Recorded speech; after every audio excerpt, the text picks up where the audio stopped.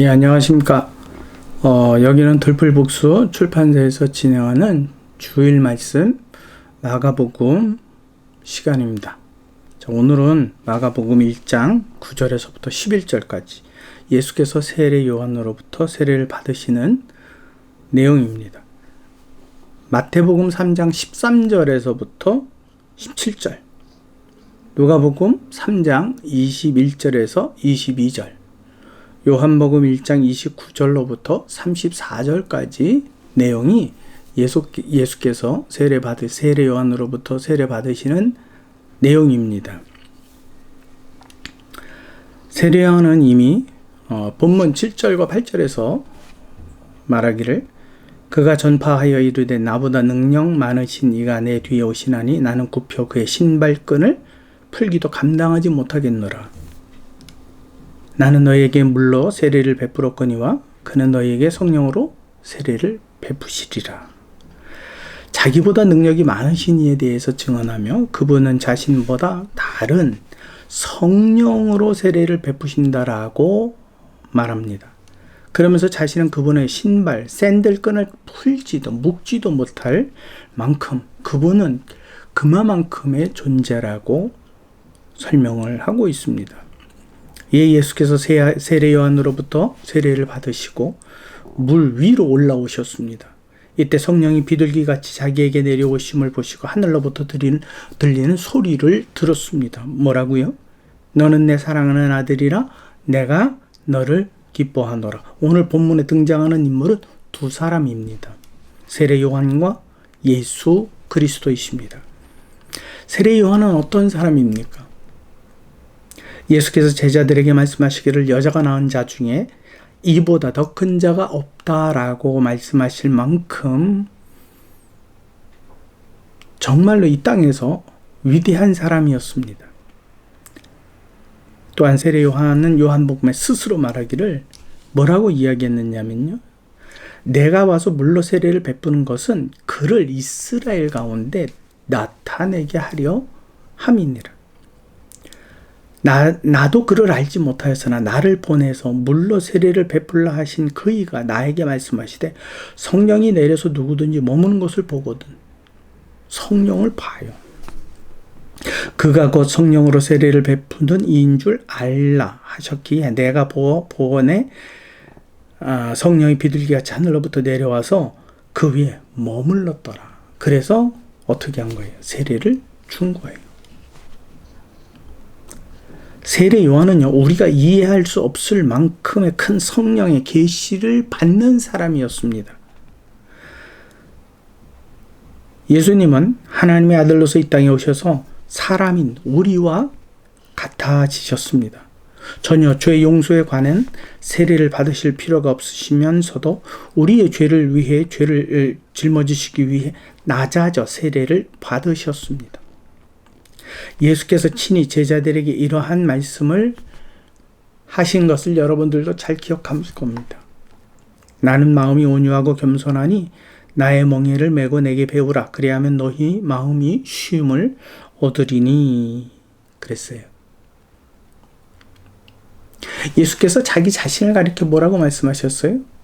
온유하고 겸손하다. 내게 오면 어떻게 한다? 쉼을 얻는다.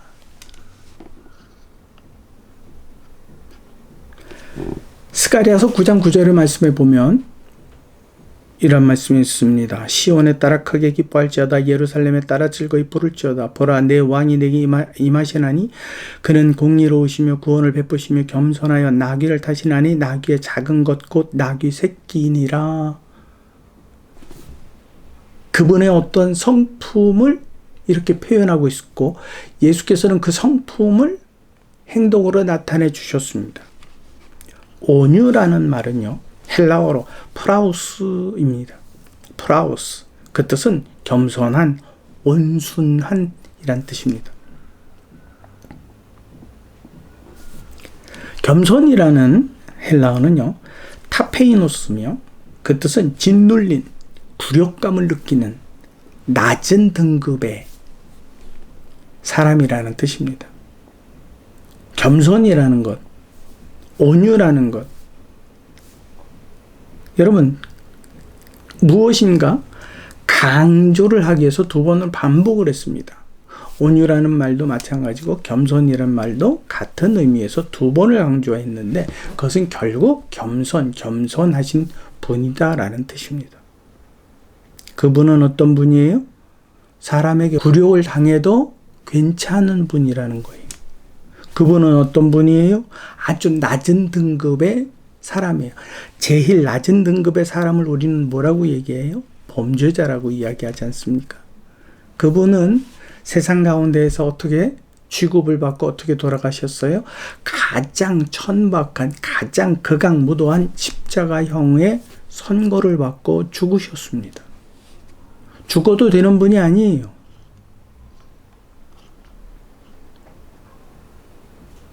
그분은 그만큼 온유한 분입니다. 온유한 분. 여러분, 성경에 부모가 자녀를 긍휼히 여김같이라는 표현을 하거든요. 불쌍히 여긴다라는 거예요. 불쌍히 여긴다. 자, 보세요. 부모를 보세요. 어린 자녀에게 자신을 낮추지 않으면 어린 자녀는 성장할 수 없습니다. 부모가 자기를 굽혀내지 않고서는 아이를 안아들 수 없습니다. 어쩌면 어린 자녀가 볼 때 자신을 지켜주고 배려해주는, 그래서 자기보다 낮은 계급의 신분으로 볼 수 있을 만큼입니다. 지 맘에 안 들면 어떻게 해요? 마음대로 삐져요. 지 성질에 안 들면 어떻게 해요? 마음대로 얼굴도 초톡초톡 때려요.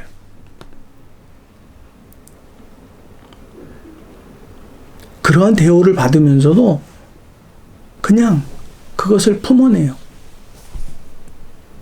그게 부모예요. 자식 앞에서 신분을 가리지 않아요.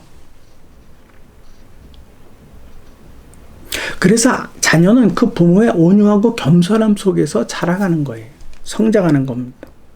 예수님과 세례 요한의 마음과 모습이 바로 이와 같은 부모의 자세를 이야기하고 있습니다. 오늘은 주일입니다.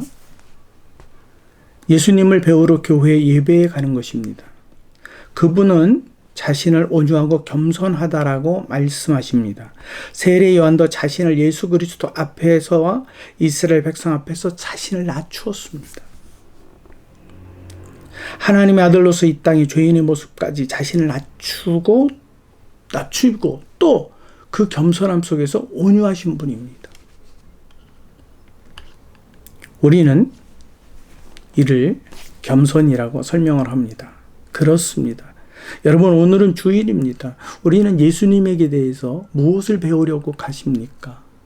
그분의 겸손을 배우려고 주일 예배에 가는 겁니다. 그분의 겸손함처럼 우리도 겸손하기를 원하는 겁니다. 그런 목적이 아니라면 예배의 참석은 전부 다 헛것이 됩니다. 누구보다 멋져야 하고, 누구보다 멋있어야 하고, 누구보다 화려해야 되고, 이와 같은 것들을 자랑하려고 교회의 직분들을 사모하고, 또 내가 옷을 치장해서 입고, 또 남들에게 비교될 수 없는 아주 멋진 차를 타고 입장하는 것. 여러분, 그것이 예배가 되면 안 됩니다. 자신은 예배라고 생각하겠지요. 근데 하나님이 보실 때는 아니에요. 우리는 누구의 뜻대로 예배를 드려야 돼요? 하나님의 뜻대로. 그래서 어쩐 일로 왔냐? 예배 문 앞에 서 계신 성령께서 부르신다면 예수님의 겸손을 배우려고 왔습니다. 저도 그렇게 살고 싶어서 왔습니다. 이 예배에 참석했습니다. 저는 그분의 말씀을 기억하고 공부하려고 왔습니다.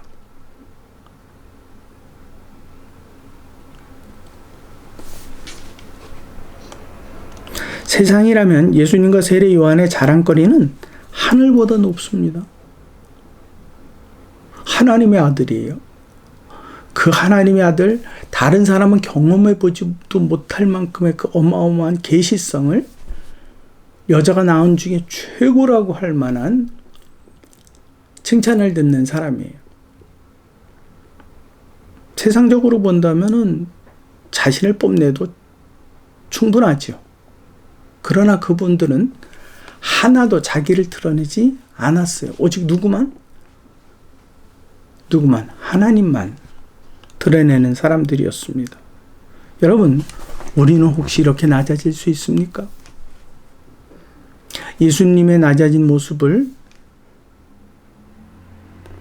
우리는 보고 따라서 낮아질 수 있습니까? 그러한 결의를 가지고 주일 예배를 갑니까? 아니면 다른 목적 때문에 예배에 참석합니까? 목사님이 오라고 해서요? 누구를 보고 싶어서요? 아니요. 우리에게 오직 한 가지 목적은 예수 그리스도를 닮고 예수 그리스도의 말씀을 배우려고 가는 겁니다. 예수를 믿는다는 것은 세상에 자랑할 것을 채우기 위함이 아닙니다. 즉 예수를 믿어서 복을 받는다. 예수를 믿어서 잘 산다. 예수를 믿고 뭘 하니까 나는 잘 될 것이다. 그건 우상이에요.